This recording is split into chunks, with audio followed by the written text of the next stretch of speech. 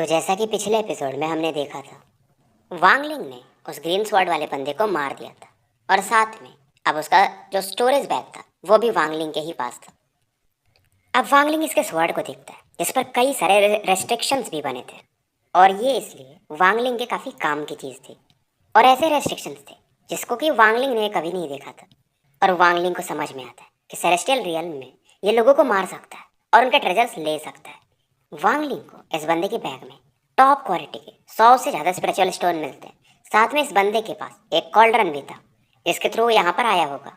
और क्योंकि बंदा अलग प्लेनेट का था इसलिए इसके पास स्पिरिचुअल स्टोन्स ज़्यादा थे, क्योंकि सुजाकू प्लेनेट पे जहाँ से वांगलिंग आया है वहाँ पर इतने नहीं रहते। अब ये डालुओ सेक्ट सुजाकू प्लेनेट पे ही है या कहाँ है मुझे भी नहीं पता। और ये जो डालुओ सेक्ट है ये 10,000 साल पुराना सेक्ट है और वांगलिंग को समझ में आता है कि अगर ये इसका कॉल्ड्रन यूज़ करेगा तो वापस इस बंदे का जो सेक्ट है यानी जिस प्लेनेट पे होगा ये वहाँ पहुँचेगा, इसलिए काफ़ी खतरनाक भी है। तो फिलहाल ये उस वाले कॉल्ड्रन को अलग जगह रख लेता है क्योंकि कन्फ्यूज़न नहीं होना चाहिए। अब वांगलिंग एक मैप निकालता है जिस पर पूरे फ्रैगमेंट्स बने थे, यानी जिस फ्रैगमेंट पे ये उतरा था जिस जगह पे उसे वो भी दिखाई देता है और बाकी भी। अब यहाँ पे वांगलिंग एक दूसरी जगह पहुँचता है फॉर्मेशन को यूज़ करके। इस वाले फ्रैगमेंट में बहुत तेज़ी से विंड चल रही थी और स्पेस थोड़ा क्रम्बल कर रहा था। और क्योंकि इसने डालुओ सेट का फॉर्मेशन यूज़ किया था, उन लोगों ने यहाँ पर एरे बनाया है, तो वांगलिंग को लगा था कि कुछ ना कुछ तो बात होगी यहाँ पे। और वांगलिंग जैसे फॉर्मेशन से बाहर निकलता है यानी इस वाले स्पेस में हवा का इतना तेज झोंका था कि मानो इसके स्किन को भी काट दे। हवा की जैसे एक आवाज़ आती है कुछ वैसा आ रहा था। अब वांगलिंग के आसपास यहाँ पर कुछ ब्लैक फिगर्स दिखाई देते हैं, लेकिन इसके डिवाइन सेंस में कुछ फील नहीं हो रहा था। ये तुरंत ही रेस्ट्रिक्शन फ्लैग निकालता है। अब वांगलिंग को ये ब्लैक फिगर साफ दिखने लगते हैं जो कि वुमेन्स थी। वुमेन्स के पीछे में कुछ लड़के थे जो कि फ्रूट्स हाथ में लेके थे और वाइन वगैरह, और ये लोग बातें कर रहे थे, हंस रहे थे और वांगलिंग की तरफ पढ़ते हैं। वांगलिंग क्यों हैरान हो रहा था, क्योंकि वो बात तो कर रहे थे और इसे कुछ सुनाई नहीं दे रहा था। अब यहाँ पर जो लोग थे इन वुमेन्स को मानो गार्ड कर रहे हो। वांगलिंग देखता है ये लोग वांगलिंग के आर पार निकल जाते हैं और वांगलिंग को कुछ नहीं होता है क्योंकि इसे पता चल चुका था ये लोग रियल नहीं है, ये बस एक इल्यूजन है। और ये लोग पहले थे बट शायद मारे जा चुके होंगे जब सेलेस्टियल रियल डिस्ट्रॉय हुआ था। और वांगलिंग फिर से सोचता है कि भाई सेलेस्टियल रियल में ऐसा क्या हुआ था कि इस लेवल तक इसे डिस्ट्रॉय कर दिया गया। अब वांगलिंग इन्हें फॉलो करता है। ये लोग एक बिल्डिंग के पास पहुंचते हैं। अंदर में कुछ टेबल्स वगैरह लगे थे और यहाँ पर ये लोग जाके बैठ जाते और अपनी अपनी टेक्निक्स दिखा रहे थे। और वांगलिंग इन चीज़ों को नोटिस कर रहा था, जैसे कि बातों के दौरान एक बंदा गुस्सा हो जाता है और सामने वाले बंदे पर एक जायंट बॉल ऑफ लाइटनिंग से अटैक कर देता है। सामने वाला भी बंदा एक बॉल ऑफ लाइटनिंग से ही अटैक करता है पर उसकी लाइटनिंग ब्लैक कलर की थी। और ऐसे ही मतलब कई लोग अटैक करते हैं, एक तो अटैक वांगलिंग के आर पार निकल जाता है क्योंकि था तो पूरा इल्यूजन। वांगलिंग इस समय इन चीज़ों को देख रहा था, तभी अचानक से एक सिल्वर लाइट इसकी तरफ पड़ती है पर यह चौकन्ना था।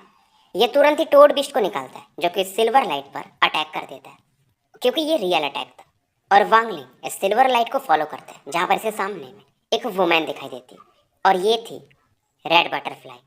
और अगर वांगलिंग का डिवाइन सेंस स्ट्रांग नहीं होता तो शायद इसे लगता कि ये भी इल्यूजन है, क्योंकि यहाँ पर ये जो लोग बैठे थे वो फेक वाले थे। अब रेड बटरफ्लाई भी कहती है कि तुम मुझे जानते हो, तुम हो कौन। वांगलिंग भी एकदम प्यार से बोलता है तुम तो एक जीनियस हो ना जुयू कंट्री के, तुम्हें कौन नहीं जानता। अब रेड बटरफ्लाई कहती है मतलब तुम बताओगे नहीं तो तुम्हें यहीं पे अब मरना पड़ेगा, यानी कि रहना पड़ेगा। अब वांगलिंग इस दौरान इसके मजे लेता है कि मैंने सुना कि तुम 100 साल में ही सोल फॉर्मेशन पे पहुंच गई। 100 साल तो बहुत कम समय है, लेकिन क्या तुम्हारे मम्मी पापा जिंदा है, क्योंकि इंसानों के लिए तो 100 साल बहुत ज़्यादा हो जाता है। अब रेड बटरफ्लाई इतनी गुस्से में थी कि वांगलिंग पर कई सारे सिल्वर लाइट से अटैक करने लगती। वांगलिंग थंडर टोड को आदेश देता है, वो अपने पेट को फुलाता है और फिर से बॉल ऑफ लाइटनिंग से सारे अटैक्स को काउंटर करना शुरू कर देता है। और वांगलिंग इस दौरान पीछे हटने लगता है। पीछे हटते हटते वांगलिंग इस दौरान फिर कहता है कि रेड बटरफ्लाई क्या तुम्हारे पेरेंट्स को कोई और बच्चा है, और अगर नहीं है तो उनका ख्याल कौन रखेगा, और तुम तो रख भी नहीं रही हो। अब रेड बटरफ्लाई को और गुस्सा आता है, ये वांगलिंग को फॉलो करती है और एक फ्लाइंग शॉट से वांगलिंग पर अटैक कर देती है। इसके अंदर इसने डोमेन पावर मिक्स किया था और ये जो था डोमेन ये शायद इमोशनलेस डोमेन था। अब वांगलिंग इस दौरान रेस्ट्रिक्शन फ्लैग बाहर निकालता है और इसके आसपास का एरिया ब्लैक फॉग में कवर हो जाता है और ब्लैक फॉग से मानो एक ड्रैगन सा बनता है जो कि इस फ्लाइंग स्वॉर्ड को काउंटर करने के लिए बढ़ता है। और वांगलिंग अब सीधा रेड बटरफ्लाई की तरफ बढ़ता है। इसका हैंड साइन ये मूव करता है और एक ब्लैक और वाइट ऑरा भंवर के समान बाहर निकलती है, ये प्रमाण था इसके लाइफ और डेथ डोमेन का। रेड बटरफ्लाई गुस्से में कहती है, अपनी जगह को पहचानो, मतलब इतना आगे। और ये भी वो जो 5 रेज ऑफ एनर्जी थी इस अटैक की तरफ बढ़ा देती है, जिसमें कि स्नो पावर था, बर्फ के जैसा, क्योंकि जोयू कंट्री वाले हमेशा से स्नो पावर को यूज करते थे। अभी जो 5 रेज ऑफ लाइट थी रेड बटरफ्लाई की, वो 5 बर्फ के माउंटेन में बदल जाती। पर वांगलिंग का ये जो लाइफ और डेथ हो रहा था काफी बड़ा हो जाता है और इन बर्फ को गलाने लगता है। लेकिन इस दौरान उस लड़की का जो डोमेन पावर था, इमोशनलेस डोमेन, वांगलिंग की बॉडी में एंटर करता है और वांगलिंग थोड़ी खून की उल्टी करने लगता है। ब्लड बाहर निकलते ही बर्फ में बदल जाता है और वांगलिंग फील करता है कि इसकी बॉडी में मानो कोल्ड और आ रही हो, और इसकी जो मेमोरीज थी इसके पुराने लव्ड वंस की, यानी मम्मी पापा, वो गायब होने लगती है। पर वांगलिंग पैनिक नहीं करता है। इसे मालूम था अगर ये इमोशंस निकल गए इसके तो ये बहुत बड़ा किलर बन जाएगा, जैसे कि बीच में हुआ था।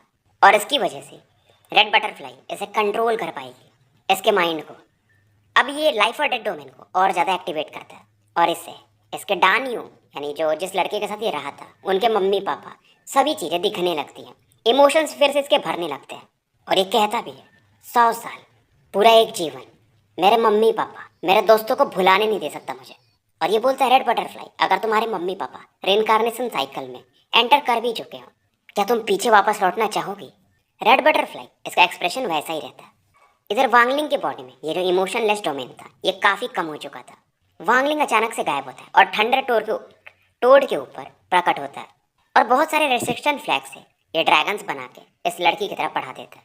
और वांगलिंग सोचता है कि सोल फॉर्मेशन लेट फेज का बंदा पावरफुल तो होता है, और इसे समझ में आ चुका था ये लड़की कितनी खतरनाक है। इसे पता चल चुका था कि ये लड़की 100 सालों में ही कैसे सोल फॉर्मेशन में पहुंची थी, क्योंकि जो जुयू कंट्री वाले हैं वो इमोशंस को बाहर निकालते हैं और इस लड़की ने उस चीज़ को मास्टर कर लिया था। इसलिए बहुत ज़्यादा ये लड़की कोल्ड थी और यही इसका सबसे बड़ा वीकनेस भी था। और कहीं ना कहीं इसने अपने इमोशंस को दबाया है, वो ख़त्म थोड़ी हुए होंगे।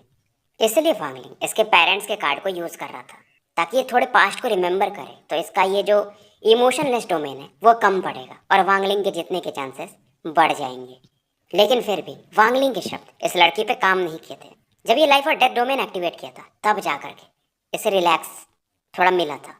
पर वांगलिंग का ये मानना था कि कहीं ना कहीं इसका थोड़ा सा तो असर हुआ होगा उसके मम्मी पापा का, जब वांगलिंग ने नाम लिया था। अब इधर रेड बटरफ्लाई इन ड्रैगन्स को देखती है। इसके बॉडी से एक ब्लू लाइट निकलती है और ये ड्रैगन्स मानो फ्रीज हो जाते हैं और ये वांगलिंग की तरफ देखती है जिस तरफ वो भागा था। उसे समझ में आ चुका था कि वो करना क्या चाहता था। इसे ये भी समझ में आता है कि उस बंदे का डोमेन बहुत स्ट्रेंज है। उसके पास लाइफ और डेथ का एक हल्का सा ही अंश है, पर है रिइंकार्नेशन साइकिल का, क्योंकि इसने भी फील किया था कि इसके बॉडी में वो लाइफ और डेथ डोमेन एंटर किया था और थोड़ी बहुत इसकी मेमोरीज इसे दिखाई भी देती है। क्योंकि वांगलिंग ने इसे ये भी बोला था कि तुम्हारे मम्मी पापा हालांकि जन्म और मृत्यु के साइकिल में दोबारा से जा चुके हैं, मतलब मरने के बाद इंसान का दोबारा जन्म होता है, लेकिन कहीं ना कहीं वो तुम्हें देख रहे होंगे। हालांकि ये फिर से खुद को शांत कर लेती है, लेकिन इस दौरान शायद वांगलिंग निकल जाता है और ये मन में कहती है कि ये बंदा सोल फॉर्मेशन के अर्ली स्टेज में है, पर है बहुत इंटरेस्टिंग, इसे जिंदा नहीं छोड़ना। और ये फिर से वांगलिंग की तरफ बढ़ जाती है। इधर वांगलिंग थंडर टोड को अंदर रखता है। इसे मालूम था उस लड़की का स्पीड भी ज़्यादा होगा और ये फील करता है एक कोल्ड एनर्जी इसकी तरफ बढ़ रहा था। और जब ये भाग रहा था तभी इसे याद आता है, क्योंकि वो जो रूम में इसने बहुत सारे लोगों के अटैक देखे थे उसमें से एक अटैक था जायंट हैंड वाला, यानी काफ़ी बड़ा सा हाथ। उसे ये समझना चाहता था पर समझ नहीं पाया था।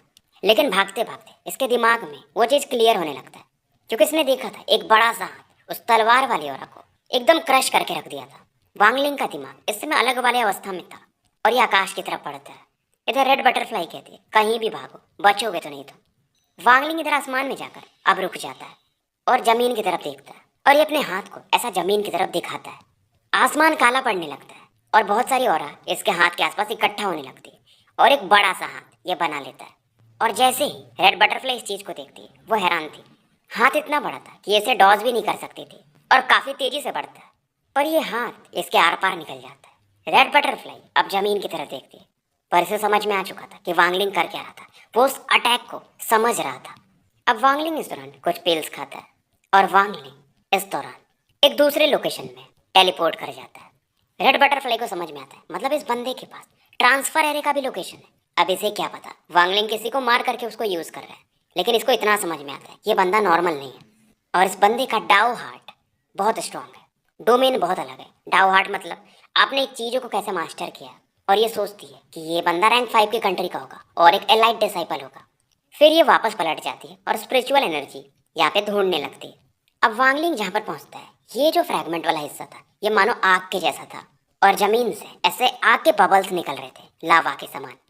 अब वांगलिंग फिर से सोचता है, यार ये डालुआ सेक्ट वाले इन्होंने ऐसे ऐसे डेंजरस जगह पे अपना ट्रांसफर एरे क्यों बनाया है। इसे अब ये लगता है कहीं ऐसा तो नहीं कि ज़्यादा डेंजरस जगह है तो यहाँ पर जो स्पिरिचुअल एनर्जी होगी सेलेस्टियल वाली वो ज़्यादा स्ट्रांग होगी। इधर अचानक से एक स्पेशल रिफ्ट इसके पास प्रकट होती है। वांगलिंग तुरंत इसे डॉज करता है और उसके पसीने छूट रहे थे क्योंकि अगर उसके अंदर इसको वो खींच लेता, एक तरह से वो ब्लैक होल था, तो इसका बचना मुश्किल होता। लेकिन इस दौरान इसके कुछ कपड़े जल भी गए थे और वांगलिंग इसे डिटेक्ट भी नहीं कर पाया था और एक लोकेशन ये चूज करता है जहाँ पर ये स्पेशल रिफ्ट बहुत कम आते थे। और ये वाला फ्रैगमेंट जो था, बाकी अभी तक वांगलिंग 2 जगह जा चुका है, ये तीसरा था, ये सबसे छोटा था। अब इसे आगे में एक होल दिखाई देता है, पर यहाँ पर अंदर जाने से पहले ये कुछ दिनों तक रिसर्च करता है कहीं कुछ गड़बड़ तो नहीं है। इस दौरान यहाँ पे स्पेशल होल खुलता है, यानी कि ट्रांसफर एरे बोल सकते हो, और 2 लोग प्रकट होते हैं और दोनों के पास वर्ड था। और वांगलिंग सोचता है अगर ये लोग आ ही रहे मतलब कोई प्रॉब्लम नहीं होना चाहिए। और उनमें से दूसरा कहता है कि 6 जूनियर ब्रदर, तुम यहाँ पर पहली बार आए हो तो ध्यान से देखना, ये स्पेशल रिफ्ट बहुत खतरनाक होते हैं। अब ये दोनों कुछ स्पेशल टेक्निक यूज कर रहे थे, तो जो स्पेशल रिफ्ट से वांगलिंग को फर्क पड़ा था उससे ये आराम से डॉज कर रहे थे। और दोनों का पावर लेवल सोल फॉर्मेशन के अर्ली स्टेज में था। और ये वांगलिंग को डिटेक्ट इसलिए नहीं कर पाते क्योंकि वांगलिंग का जो डिवाइन सेंस है वो सोल फॉर्मेशन के लेट फेज में है। अब वो जो 6 जूनियर ब्रदर था वो अपने 3rd सीनियर ब्रदर से कहता है, तो ये है सेलेस्टियल बीच टेम्पल। अब इसका जो बड़ा भाई था वो बताता कि हाँ, एंसेस्टर जब आए थे तो उन्हें ये लोकेशन मिला था, यहाँ पे सेलेस्टियल बीस्ट के सोल्स वगैरह मिल सकते हैं। अब ये दोनों उस होल में एंटर करते हैं, वांगलिंग भी इनके पीछे से एंटर करता है। अब वो जो छठा भाई था वो 3rd सीनियर ब्रदर से पूछता है, क्या यहाँ पर इतने हजारों सालों के बाद सेलेस्टियल बीस्ट का सोल होगा भी। पर इसका सीनियर ब्रदर इसे समझाता है कि अगर वो होगा भी तो बहुत वीक होगा, हम आराम से उसे हासिल कर सकते हैं। और ये बताता है कि उस समय हमारे सीनियर को एक सेलेस्टियल बीस्ट का सोल मिल गया था और उन्होंने हमारे प्लेनेट डालो में उसे यूनाइट कर दिया था और हमारे डालुओ सेक्ट को बनाया भी था। वांगलिंग इनकी बातें सुन रहा था, इसे नहीं पता था कि सेलेस्टियल बीस्ट टेम्पल क्या होता है, बट ये फिलहाल देखना चाहता था। इतना तो समझता है कि यहाँ पर शायद बीस्ट वगैरह रहते होंगे। अब अंदर एक इन्हें गुफा दिखाई देता है और इधर इन दोनों बच्चों के सामने एक स्टोन स्टैचू था और ये दोनों अब रुक चुके थे। और स्टैचू जो था एक बर्ड लाइक बीस्ट का था और इसका सीनियर ब्रदर बताता है यहीं पर हमारे एंसेस्टर को एक सेलेस्टियल बीस्ट का सोर्स मिला था। अब ये दोनों भाई अपने तलवार निकाल लेते हैं और आसपास की ऑरा सेंस करते हैं कि कोई होगा तो ये उसे सेंस कर पाएंगे। फिलहाल इनमें से जो 3rd सीनियर ब्रदर था वो एक ऑरा यूज करता है, इसकी नसें पूरी दिखने लगती है और स्टोन स्टैचू को ये साइड कर देते हैं, लेकिन उसके पसीने छूटने लगे थे। स्टैचू को हटाने के बाद वहां पर एक होल दिखता है और होल से स्पिरिचुअल एनर्जी बाहर निकल रही थी। अब ये बंदा एक गॉड निकालता है और उसमें इस सेलेस्टियल स्पिरिचुअल एनर्जी को स्टोर करने लगता है। दोनों काफी खुश थे क्योंकि इसकी मदद से 2 सेलेस्टियल जेड बनाए जा सकते, एक एक दोनों के लिए। अब 6 जूनियर ब्रदर पूछता है, ये 3rd ब्रदर आप ये जो यूज कर रहे हो इसे सोल प्यूरिफिकेशन गॉड कहते हैं। 3rd सीनियर ब्रदर हाँ में सर हिलाता है कि हमारे एंसेस्टर ने रिफाइन किया, इससे हम सेलेस्टियल स्पिरिचुअल एनर्जी को इजीली गैदर कर सकते हैं और टाइम भी वेस्ट नहीं होगा, हमें रिफाइन भी नहीं करना पड़ेगा। और वांगलिंग भी अब अपने डिवाइन सेंस से इस गॉड को पर ध्यान बना के रखता है कि यार ये तो सही ट्रेजर है, इसका भी जो ये इसको रिफाइन करना पड़ता है जेड बनाने के लिए वो काम खत्म हो जाएगा। ऐसा समझ में आ चुका था कि ये दोनों डालुओ सेक्ट के ही हैं और एक को तो ये मार चुका ही है, तो इन्हें भी मारने में क्या ही दिक्कत है, दुश्मन तो ये वैसे भी बन ही चुका है। पर वांगलिंग जानता था दोनों सोल फॉर्मेशन के अर्ली फेज में और इनके पास ट्रेजर्स भी होंगे, तो इतना ईजी नहीं है मारना। अब इधर ये केव एंट्रांस की तरफ बढ़ते और जो 3rd सीनियर ब्रदर था उसे कुछ तो फील होता है। वे सामने में इन्हें एक लाश दिखाई देती है और लाश के हाथों में एक बॉल ऑफ लाइट था, मतलब लाइट उसमें से बाहर एटलीस्ट निकल रहा था। वांगलिंग भी इस चीज को अपने डिवाइन सेंस से स्कैन करता है और ये खुद हैरान था। ये जो स्केलेटन था ये सफेद था क्योंकि वांगलिंग के हिसाब से यार अगर ये लाश मरा है तो इसकी हड्डियों का कलर बदल जाना चाहिए समय के साथ, पर हड्डियों में कुछ भी नहीं हो रहा था। समय के साथ हड्डियां भी गल जाती हैं, बट ऐसा कुछ नहीं दिख रहा था इसमें। और वांगलिंग फील करता है कि उस बंदे के हाथ में वो जो बॉल ऑफ लाइट है उसमें सेलेस्टियल एनर्जी का एक अंश मौजूद है और इसे खतरा महसूस होता है। अब ये जो 3rd सीनियर ब्रदर था अपने 6 जूनियर ब्रदर से कहता है कि जाओ देखो वो बॉल ऑफ लाइट क्या है। अब 6 ब्रदर भी मान जाता है और आगे बढ़ता है। अब जैसे ही आगे बढ़ता है वांगलिंग फील करता है कि डेंजर और बढ़ते जा रहा है। 3rd ब्रदर भी तुरंत कहता है कि पीछे हटो और ये तुरंत ही एक स्वॉर्ड से उस स्केलेटन की तरफ अटैक कर देता है। स्केलेटन धूल में बदल जाता है और वो बॉल ऑफ लाइट हवा में तैर रही थी और उसमें से एक लाइट निकलता है जो कि 6th ब्रदर के भौहों की तरफ बढ़ता है, पर उस एनर्जी को थर्ड ब्रदर का जो स्वॉर्ड था वो काउंटर करने लगता है और सिक्स ब्रदर के पसीने छूटने लगते हैं। और फिलहाल ये लोग उस बॉल ऑफ लाइट को फॉलो करने लगते हैं। और थर्ड ब्रदर बोलता है, अगर मेरा केस गलत नहीं है तो पक्का ये सेलेस्टियल बीस्ट से रिलेटेड है। मतलब सेलेस्टियल बीस्ट जिसे खाते हैं, और ये अगर मौजूद है तो सेलेस्टियल बीस्ट का सोल भी कहीं आसपास होना चाहिए। अब ये दोनों आगे बढ़ते हैं और वांगलिंग इन्हें फॉलो करता है। वांगलिंग को इतना समझ में आ रहा था कि दोनों का रिलेशन ठीक है, पर थर्ड ब्रदर इसके कुछ इंटेंशन जो है एविल लगते हैं, क्योंकि थर्ड ब्रदर को पहले से पता था कि वो चीज़ क्या है। फिर भी उसने सिक्स ब्रदर को आगे भेजा था, यानी एज अ बेट यूज कर रहा था। गुफा में ये और अंदर जाते रहते हैं। थर्ड ब्रदर काफी अंदर आ चुका था और पहली बार ये अनईजी फील करता है, क्योंकि इस जगह पे ये पहले भी आया था, पर इस बार इसे डर लग रहा था। अब वो जो सेलेस्टियल बीस्ट का फीड था, यानी खाने वाला चीज, वो बॉल ऑफ लाइट या जो भी था, उसकी भी स्पीड कम हो जाती है। सामने एक वॉल था जहाँ पे होल था, उसके अंदर वो चीज प्रवेश कर जाता है। और वांगलिंग फील करता है कि यहाँ पर एक स्केलेटन है जिसकी हड्डियां जो है वो काली हैं। सामने में मेटल का कुछ तो है जो कि प्रेशर रिलीज कर रहा है, और इस बंदे के पास एक स्वॉर्ड है। और ये स्वॉर्ड इसने वो जो जहाँ पे इल्यूजन देखा था उसी के जैसा दिख रहा था। और इस स्केलेटन से एक ब्लैक लाइन बाहर निकल रही थी, अंदर जा रही थी। इधर वांगली अपने को रेस्ट्रिक्शन फ्लैग से कवर कर लेता है। इधर थर्ड ब्रदर यहाँ पे जहाँ पे वो चीज एंटर की थी वहां देखता है एक छोटी गुफा थी जहां पर सेलेस्टियल बीस्ट को खाने वाली चीजें 10,000 से ज्यादा थी, जैसा कि इसने उसे फॉलो करके आया था वैसी चीजें।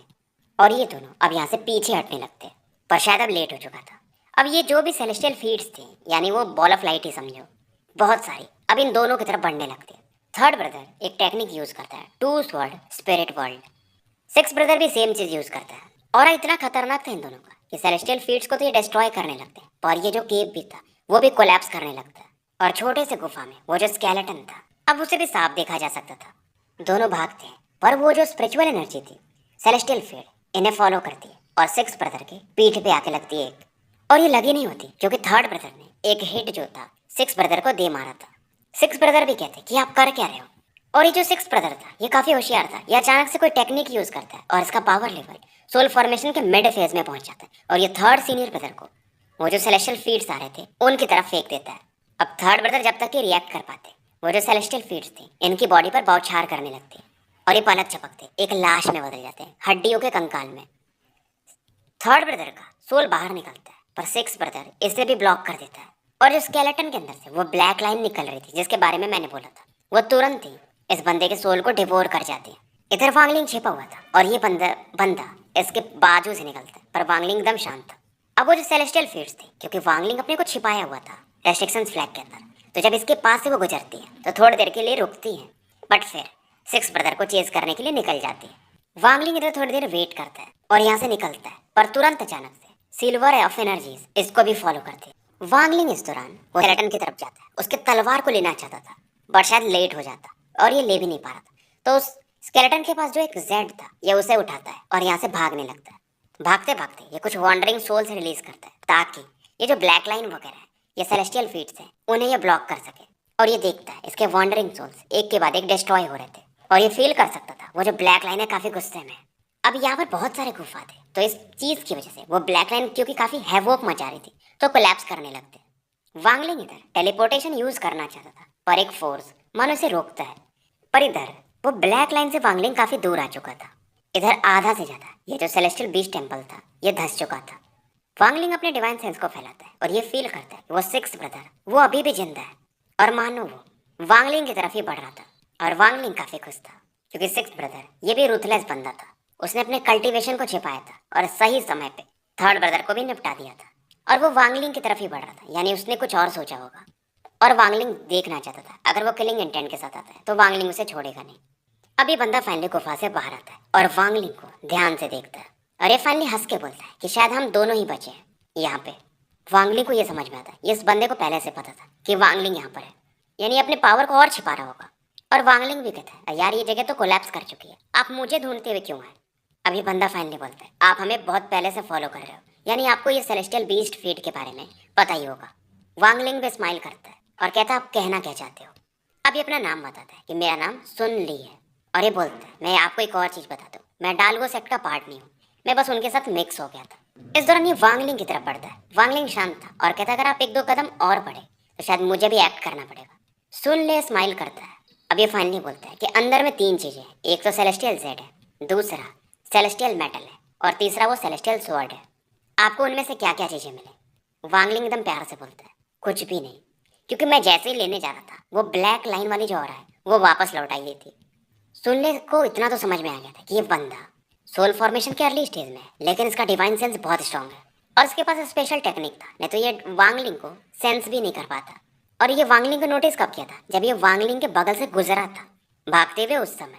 तो इसे ये लगता है शायद ये बंदा भी अपना कल्टीवेशन छिपा रहा होगा और ये देखता है कि वांगलिंग एकदम शांति से जवाब दे रहा है और ये फाइनली बताता है कि वो जो स्केलेटन था जिस पर तुमने वो सेलेस्टियल जेट देखा होगा वो हजारों सालों की औरा से मिलके बना है और वो प्राइसलेस है। लेकिन वो सेलेस्टियल स्वॉर्ड वो तो और ज़्यादा कीमती है और साथ में वहाँ पर मेटल भी है। वो एक प्रोटेक्शन के लिए यूज़ किया जाता है, यानी कि डिफेंस के लिए। वांगलिंग भी हाँ में सर हिलाता है और वांगलिंग जैसा एक्ट कर रहा था सुनने को लगता है कि यार ये बंदा बहुत स्ट्रांग है और इसे सब चीज़ पहले से पता है। और ये वांगलिंग से बोलता है क्यों ना हम साथ में अंदर चले, पर वांगलिंग स्माइल करके बोलता है कि मैं तुम्हारी मदद क्यों करूँ। सुनले भी स्मार्ट बंदा था, ये बोलता है ठीक है सेलेस्टियल स्वॉर्ड मैं ले लूँगा, बाकी दोनों चीज़ें तुम ले लेना। पर वांगलिंग हाँ में सर नहीं हिलाता है। अब सुनले का चेहरा अगली हो जाता है और ये बोलता है ठीक है आप सेलेस्टियल स्वॉर्ड ले लेना, बाकी दोनों चीज़ें मैं ले लूँगा। वांगलिंग थोड़ी देर सोचता है क्योंकि इसने जब वो तलवार टच किया था तो उसमें रेस्ट्रिक्शंस थे और उतना जल्दी उसे रिफाइन नहीं किया जा सकता। तो ये बोलता है ठीक है स्वॉर्ड आप ले लेना। अब सुनले स्माइल करता है तो क्यों ना अंदर चले, पर वांगलिंग फिर से बोलता है मैं उन दोनों चीज़ों में भी इंटरेस्टेड नहीं हूँ। सुनले को आता तो गुस्सा है, पर ऐसा ये डर था कि यार ये बंदा अपना कल्टीवेशन छिपा रहा है, इसलिए अब तक ये वांगलिंग पर अटैक नहीं किया था। और वांगलिंग अब बोलता है कि फेलो कल्टीवेटर सुन ले, मैं 3 साल का बच्चा नहीं हूँ, अंदर बहुत खतरा है। अब सुन ले पूछता है कि तुम चाहते क्या हो। वांगलिंग सीधा बोलता है मैंने एक चीज़ नोटिस किया था जब तुम दोनों आए थे, तो यहाँ पर ये जो स्पेशल रिफ्ट अचानक से प्रकट हो रहा है तुम उसे फील कर पा रहे थे। अब सुन ले हंसता है और एक जेड निकालता है और वांगलिंग की तरफ उछाल देता है और बताता है इसे फुल सर्च टैक्टिक कहते हैं, ये डालुओ सेट की टेक्निक है। अब वांगलिंग बोलता है तुम बहुत होशियार बंदे हो, मुझे वो गॉड भी चाहिए जिससे हम सेलेस्टियल ऑरा को रिफाइन कर सकते हैं। सुनले बोलता है नहीं भाई ये तो नहीं हो सकता, इसी गॉड के लिए तुम्हें डालुओ सेट में मिक्स हुआ था। अब सुनले बोलता है कि भाई ये चीज़ तो मैं नहीं दे सकता, पर तुम्हें प्यूरिफिकेशन वुड दे सकता हो और वुड का भी काम सेलेस्टियल ऑरा को एब्जॉर्ब करना ही है। हालांकि उतना अच्छा नहीं है ये, बट फिर भी सही है। और एक सफ़ेद लकड़ी बाहर निकालता है। वांगलिंग चाहता तो इस बंदे को मार सकता है, बट इसे बहुत सारे ट्रेजर्स यूज़ करने पड़ेंगे और आगे तो और लड़ाई होगी, वो रेड बटरफ्लाई। और वांगलिंग अब मान जाता है कि ठीक है मुझे लकड़ी दे दो, मैं तुम्हारी एक बार मदद करूंगा। हाँ लेकिन उस समय तुम अगर सेलेस्टियल स्वॉर्ड फाइंड नहीं कर पाए, यानी ले नहीं पाए, तो फिर मुझे मत बोलना। अब सुन ली भी कहता है फिलहाल तो मैं लकड़ी नहीं दूंगा, जब तुम मेरी एक बार मदद कर दोगे फिर मैं तुम्हें दे दूंगा। अब दोनों उस गुफा की तरफ बढ़ते। सुन ले मन में सोच रहा था कि जैसे मुझे वो तलवार मिलेगा, तुम्हारा कितना भी कल्टीवेशन हो तो मैं तो निपटा ही दूंगा, क्योंकि इसे अभी तक डर था कि वांगलिंग कल्टीवेशन को छिपा रहा है। तो स्टोरी यहीं समाप्त।